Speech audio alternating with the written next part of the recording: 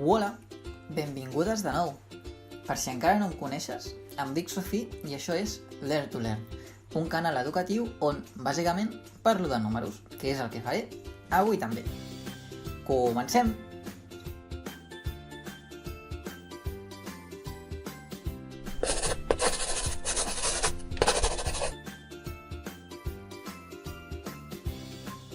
T'agrada la innovació? Espero que sí, perquè avui innovaré una mica.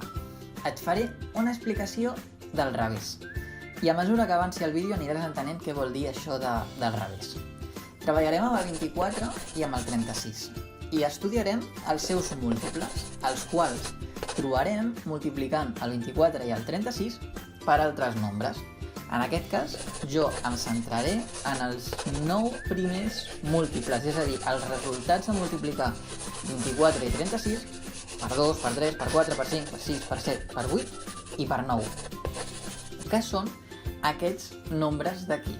Tenim els 9 primers múltiples de 24 i els 9 primers múltiples de 36.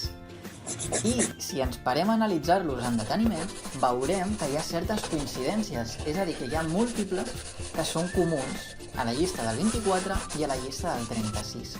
A mesura que la llista es fa més gran, és més fàcil trobar similituds entre els múltiples de 24 i els de 36. Per tant, el que és més interessant és trobar el múltiple comú que és més petit, o dit en altres paraules, el mínim comú múltiple, que en aquest cas, com veiem en aquesta filera, és el 72. Vet aquí l'explicació del revés. Veiem un exemple i d'aquí deduïm un concepte, el mínim comú múltiple, sense calcular-lo, això ho veurem després. Neteja de pissarra i passem a veure una altra cosa. Acabem de veure el concepte de mínim comú múltiple, però es pot fer alguna cosa amb els divisors? I la resposta, lògicament, és sí. Ho tornarem a fer amb el 24 i amb el 36 i ara estudiem els divisors. Com els trobarem? Pensant entre quins nombres podem dividir el 24 i el 36. El 24 el puc dividir entre 2 i em dona 12. El puc dividir entre 3 i em dona 8. I el puc dividir entre 4 i em dona 6. Col·loco també el resultat perquè si divideixo entre 4 i em dona 6, vol dir que el puc dividir entre 6 i em donarà 4. En el cas del 36, puc dividir entre 2 perquè és parell i em dona 18, el puc dividir també entre 3 i em dona 12, entre 4 i em dona 9, i per últim entre 6. I amb això acabo els divisors tant de 24 com de 36. I què veiem? Que hi ha similituds entre les dues llistes, és a dir, hi ha divisors que són comuns tant pel 24 com pel 36. És el cas del 2, del 3, del 4 i del 6. I en aquest cas ja no és tan interessant trobar el més petit, perquè en un exemple de dos nombres parells, un comú divisor que segur que trobem és el 2. És a dir, com més petit, més fàcil o més possibilitats tenim que sigui un divisor comú. Aleshores, en el cas dels divisors, el més interessant és trobar el més alt possible, o el màxim. Màxim comú divisor, que entre 24 i 36, com veiem en aquest exemple, és 12. Fabulós! Acabem de veure el concepte de mínim comú múltiple i de màxim comú divisor d'una manera gràfica per entendre correctament quin és el concepte que hi ha darrere d'aquests càlculs. Fins aquí bé. Anem a veure ara com es calcula això. I es calcula factoritzant. En anteriors vídeos ja he explicat com es factoritza. Te'n deixo un aquí dalt enllaçat on pots trobar l'explicació més detallada per si no la recordes del tot bé. De totes maneres, miraré d'explicar-ho perquè em puguis seguir. Utilitzem els nombres primers i comencem sempre pel més petit, en aquest cas el 2. Com que 24 és un nombre parell, segur que el puc dividir entre 2. I el resultat és 12. Meravellós. 12 és un nombre parell, per tant, també el podré dividir entre 2 i em dona 6. 6 torna a ser un nombre parell, per tant, tornem a provar el 2, cap problema. 6 entre 2 ens dona 3. 3 ja no és parell, saltem al següent nombre primer, que és el 3.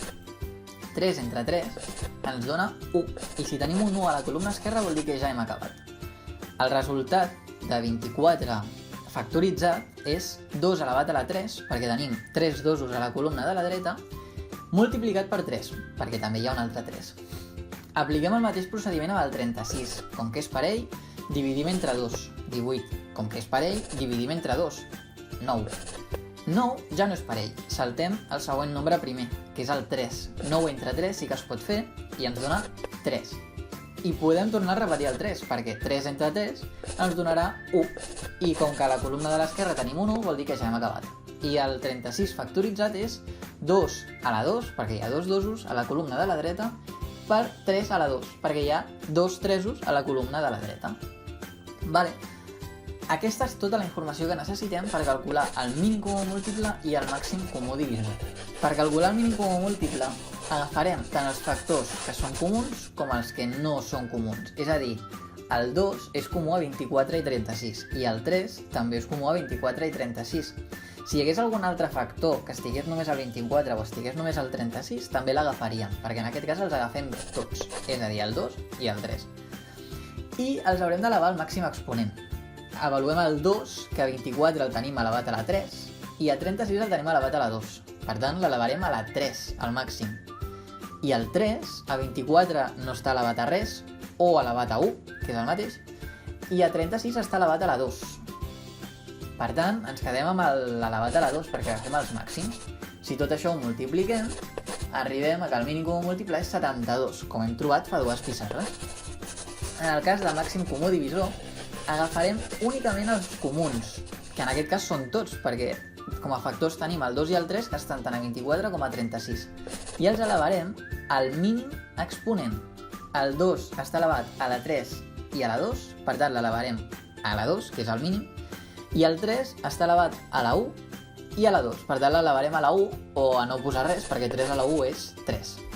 I això ens dona, multiplicat, 2 a la 2 són 4, per 3, 12, com hem trobat a la pissarra anterior. Bien, la classe d'avui s'acaba aquí. És tot el que us volia explicar.